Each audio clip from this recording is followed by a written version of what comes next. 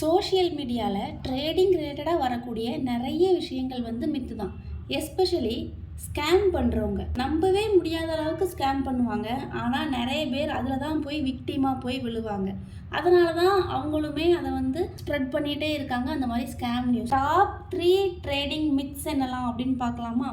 First point பார்த்துருந்தது வந்து சீக்கிரமாக பணக்காரதாகிறது, அதாவது கெட் ரிச் குயிக்.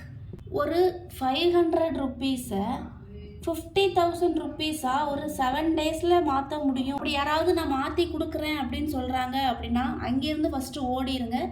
அது வந்து மித்து தான். அதை மாதிரி யாராலையுமே பண்ணவே முடியாது. ட்ரேட் பண்ணும்போது எப்போவுமே உங்களோட கேபிட்டலை ஸ்லோவாக தான் பில்ட் பண்ண முடியும்.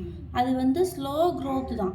செகண்ட் திங் நம்ம என்னது பார்த்தோன்னு பார்த்தீங்கன்னா லேப்டாப் லைஃப் ஸ்டைல். யாராவது ஒருத்தர் லேப்டாப்பை வச்சுட்டு எப்போவுமே நான் ட்ரேட் பண்ணுறேன் அப்படின்னு சொல்லிட்டு இருக்காங்க அப்படின்னா அவங்கள நம்பாதீங்க, அது மித்து தான் அப்படின்னு சொல்லியிருந்தேன்.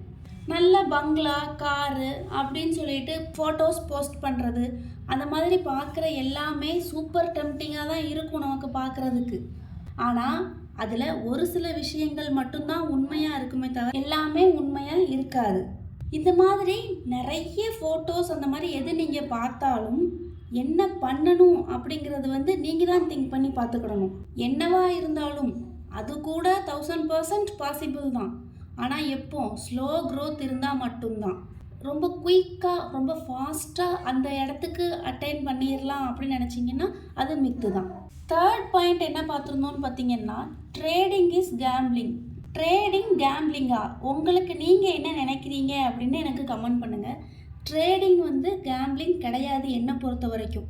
ஏன்னா ட்ரேடிங்கில் நீங்கள் என்ன பண்ண போகிறீங்க அப்படிங்கிறது வந்து உங்களுக்கு முன்னாடியே தெரியும். நீங்கள் கேம்பிளிங்காக பண்ணுறதுக்கு பதில் ஈஸியாக லாட்ரி டிக்கெட்ஸ் பை பண்ணிட்டு போயிடலாமே.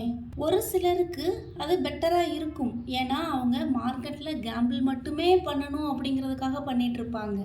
யார் என்ன வேணால் பண்ணட்டும், நீங்கள் வந்து மார்க்கெட்டில் என்ன பண்ணிகிட்டு இருக்கோம் அப்படிங்கிறது தெரிஞ்சு ப்ராப்பரான சிஸ்டமேட்டிக் அப்ரோச்சோட கரெக்டான ரிஸ்க் அண்ட் மணி மேனேஜ்மெண்ட் பிளானை வச்சு நீங்கள் ட்ரேட் பண்ணுறீங்க அப்படின்னா ட்ரேடிங்க்கும் கேம்பிளிங்க்கும் இடையிலான கேப் என்ன இருக்குது அப்படிங்கிறது உங்களுக்கே நல்லாவே தெரிய வரும். இன்னும் உங்களுக்கு வேறு என்னென்ன மித்லாம் தெரியும் அப்படின்னு எனக்கு கமெண்ட் பண்ணுங்கள். பாயிண்ட்ஸில் நீங்கள் அக்ரி பண்ணுறீங்க அப்படின்னா லைக் அண்ட் சப்ஸ்கிரைப் பண்ணிக்கோங்க. இல்லை அக்ரியபிள் இல்லை அப்படின்னா என்ன ரீசன் அப்படிங்கிறதையும் கமெண்ட்டில் சொல்லுங்கள்.